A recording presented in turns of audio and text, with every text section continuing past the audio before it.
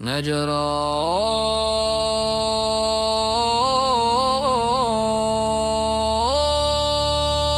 شجاع پادشاه نجرا خرابات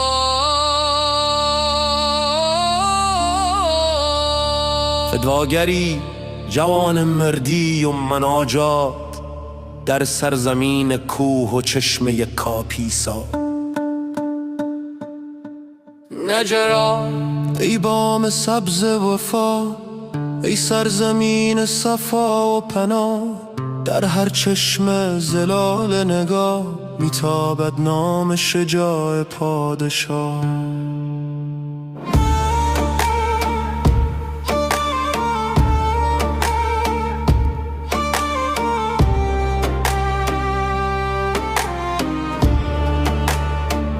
در کوه و در به هر سپاه ذکرش روان است چون نور خدا.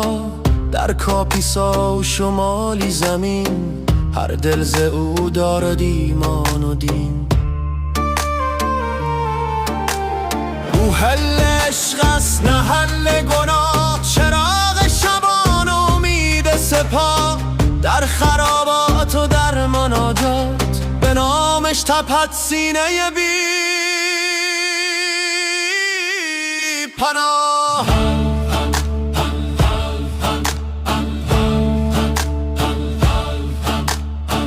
با داستان جوان مردی روزی زنی از کوه نجرا نشسته با کودک بی جواب، چشم روان دیده هاش پرا به لب دعا دلش بی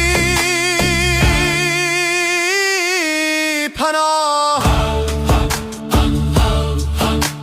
شجاع پادشاه گذر کردا چون نور سپید از دل کوهگاه. گفتا بگیر این نان وفا که از خراج است و لطف خدا.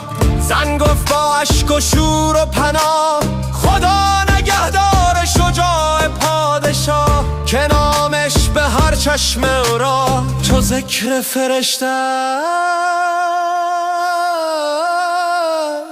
بر لب گواه. شگ داستان خرابات در خرابات کوه نجرا. ملنگان نشسته دل بیجاب دف میزدند از صفای نوا. میخواندند نام شجاع پادشاه. پیر خرابات گفت با ندا کجاست آن مرد خدا. ملنگی برخاست با جامه راه گفت از شجاع است این تکیه‌گاه. اگر ز دست او رسیده به ما میپوشمش با شکر خدا. که در شمالی در هر پناه ز او ذکر خیر است تا انتها. سرخلاصی و فدواگری در کاپیسا در کوه شاه.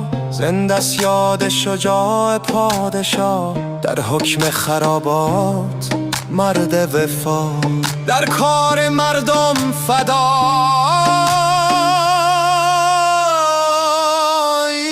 راه.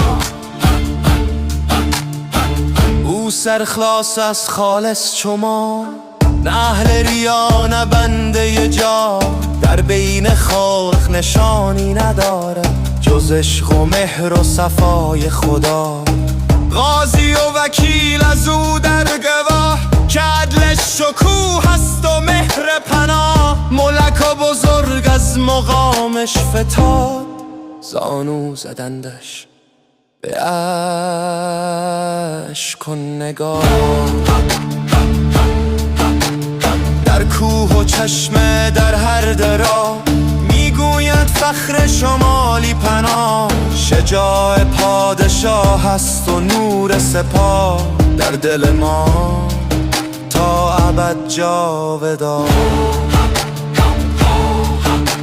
شب بود نجرا به لبریز ماه، نسیم در پر از عطر چاه، شجاع پادشاه نشسته به راه، به لب دعا در دل اشکا. میداست الهی مرا پناه، که بندم عاشق بیگانا. اگر دست فقیر گیرم از عطای توست، اگر می نگرم به رضای توست. به من ده که هر دم هر نگاه، به یاد تو باشم نجا و جا.